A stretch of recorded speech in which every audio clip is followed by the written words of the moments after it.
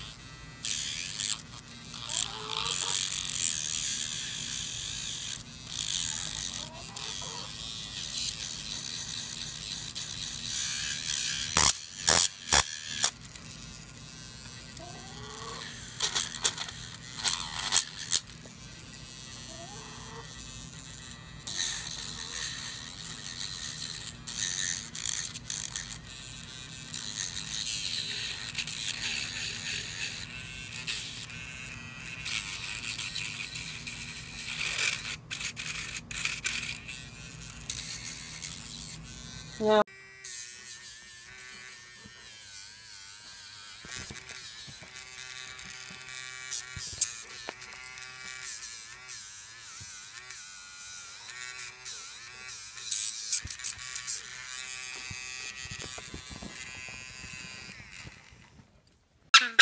Keep going.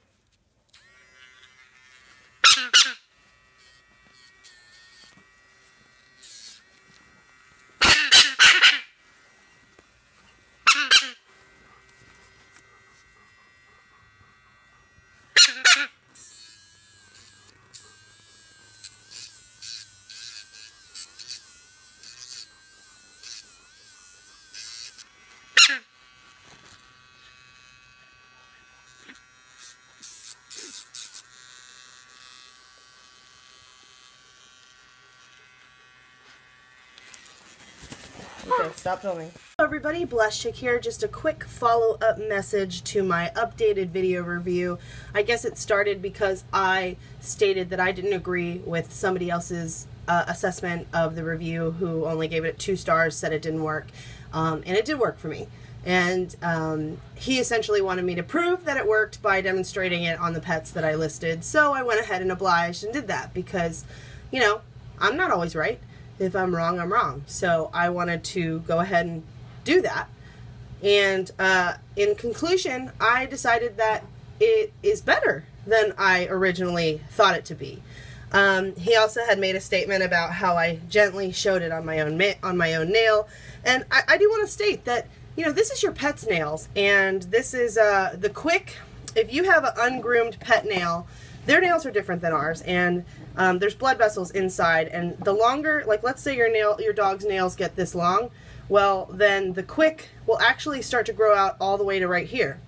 If your dog's nails are groomed back, the quick will be all the way back here. So you know, if your dog has really long nails, there's a high chance that he will have some quick grown down really far. So it's important to keep them trimmed. And sometimes if you have ungroomed nails, you have to clip them back and get the quick. But, you know, you can read my updated assessment. I called 3 different groomers. They all basically said the same thing, that the grinder is a secondary tool in almost all cases. It's to round edges and smooth them, sort of like a hand file, but quicker and easier. Some dogs, however, don't like those clippers, and so they will tolerate the grinder, so they'll use that, and it's a much longer, more tedious process. So that's how it was done about 10 years ago when I worked at the pet store that had the groomer there, and so I'm familiar with it. But things may change. Are you gonna find this in the dog groomer? No, you're not. And is this saying it's professional? Is that a stretch of a word? It is, but that's their opinion and they're fine. That company's fine to use it that way. But as you saw in the videos leading up to this one, it does work. You can also take this off. And so here's my nail. Here's the grinder.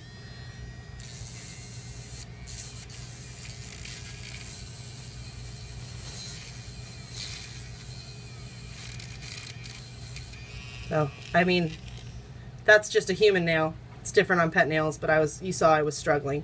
But you can see right there, it works. And in this form, you know, if it doesn't work with the cap on, you can take it off. But all this it's essentially the same thing. And she said she doesn't like to use battery powered. She uses electric, which clearly electric gives off more power than even this charge. But my husband did state that this is very similar to a lot of the grinding tools that he uses. There's a specific name for them. I can't remember what he said. But basically, when you press on this, no matter what it is, no matter what you're using, there is no grinder in the world that when you just keep pressing on it, it doesn't, in fact, slow down. But you'll see that it did not come to a complete stop on my nail, and it did not come to a complete stop on any of my pet's nails. So that's my evaluation, and I think it works great.